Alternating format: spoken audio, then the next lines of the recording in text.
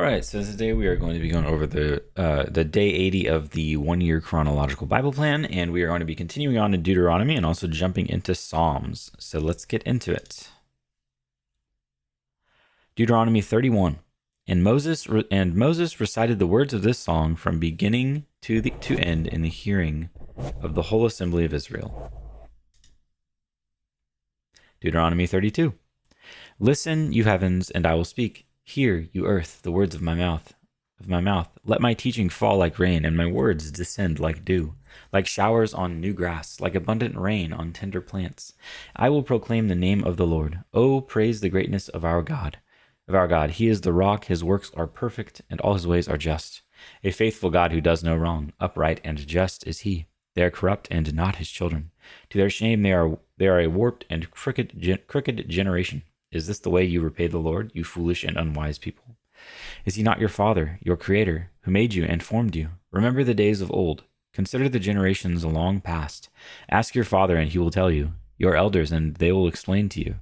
When the Most High gave the nations their inheritance, when he divided all mankind, he set up boundaries for the peoples, according to the numbers of the sons of Israel. For the Lord's portion is his people, Jacob his allotted inheritance. In a desert land he found him, in a barren and howling waste. He shielded him and cared for him. He guarded him as the apple of his eye, like an eagle that stirs up its nest and hovers over its young, that spreads its wings to catch them and carries them aloft. The Lord alone led him. No foreign god was with him. He made him ride on the heights of the land and fed him with the fruits of the fields. He nourished him with honey from the rock and with oil from the flinty crag, with curds and milk from herd and flock, and with fattened lambs and goats, with choice rams of Bashan and of the finest kernels of wheat. You drank the foaming blood of the grape.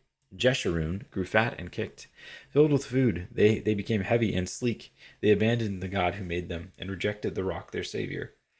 They made him jealous with their foreign gods and angered him with their detestable idols. They sacrificed to false gods which are not God, gods they had not known, gods that recently appeared, gods your ancestors did not fear. You deserted the rock who fathered you. You forgot the God who gave you birth. The Lord saw this and rejected them, because he was angered by his sons and daughters. I will hide my face from them, he said, and see what their end will be. For they are a perverse nation, children who are unfaithful. They made me jealous by what is no good. They made me jealous by what is no God and angered. They made me jealous by what is no God and angered me with their worthless idols. I will make them envious by those who are not a people. I will make them angry by a nation that has no understanding. For a fire will be kindled by my wrath, one that burns down the realm of the dead below. It will devour the earth and its harvests, and set afire the foundations of the mountains. I will heap calamities on them, and spin my arrows against them. I will send wasting famine against them, consuming pestilence and deadly plague. I will send against them the fangs of the wild beasts, the venom of vipers that glide in the dust. In the street, the sword will make them childless. In their homes, terror will reign. The young men and young women will perish, the infants and those with gray hair. I said I would scatter them and erase their name from human memory, but I dreaded the taunt of the enemy, lest the adversary misunderstand and say, our hand has triumphed. The Lord has not done all this. They are a nation without sense. There is no discernment in them. If only they were wise and would understand this and discern what their end will be. How could one man chase 1,000, or two put 10,000 to flight, unless their rock has sold them, unless the Lord had given them up? For their rock is not like our rock, as even our enemies concede. Their vines come from the vine of Sodom and from the fields of Gomorrah. Their grapes are filled with poison, and their clusters with bitterness. Their wine is the venom of serpents, the deadly poison of cobras. Have I not kept this in reserve and sealed it in my vaults?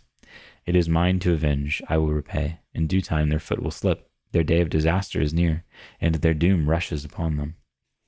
The Lord will vindicate his people and relent concerning his servants, when he sees their strength is gone, and no one is left, slave or free. He will say, now where are their gods, the rock they took refuge in, the gods who ate the fat of their sacrifices and drank the wine of their drink offerings? Let them rise up to tell you. Let them give you shelter. See now that I myself am he. There is no God besides me. I put to death and I bring to life. I have wounded and I will heal, and no one can deliver out of my hand. I lift my hand to heaven and solemnly swear, as surely as I live forever, when I sharpen my flashing sword and my hand grasps it in judgment, I will take vengeance on my adversaries and repay those who hate me. I will make my arrows drunk with blood, while my sword devours flesh, the blood of the slain and the captives, the heads of the enemy leaders. Rejoice, you nations, with his people. For he will avenge the blood of his servants. He will take vengeance on his enemies and make atonement for his land and people. Moses came with Joshua, son of Nun, and spoke all the words of this song in the hearing of the people.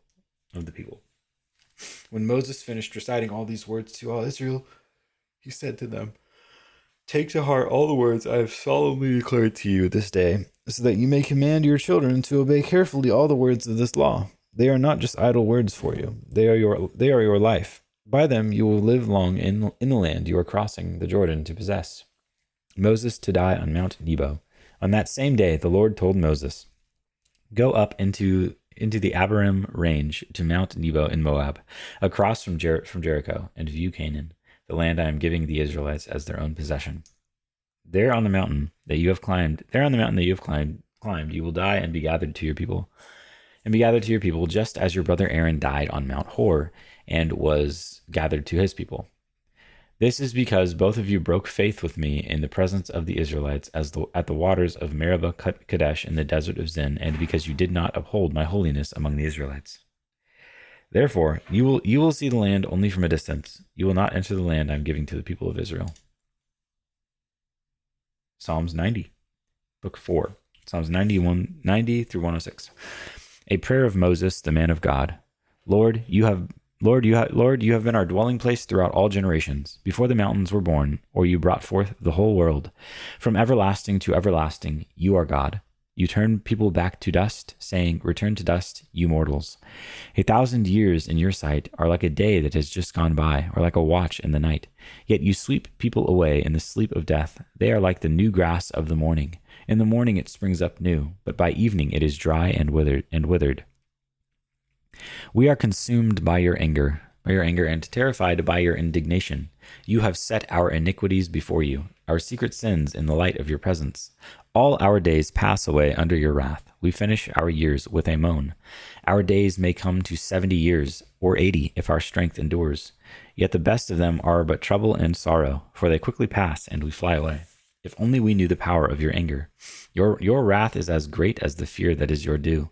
Teach us to number our days, that we may gain a heart of wisdom. Relent, Lord, how long will it be? Have compassion on your servants. Satisfy us in the morning with your unfailing love, that we may sing for joy and be glad all our days.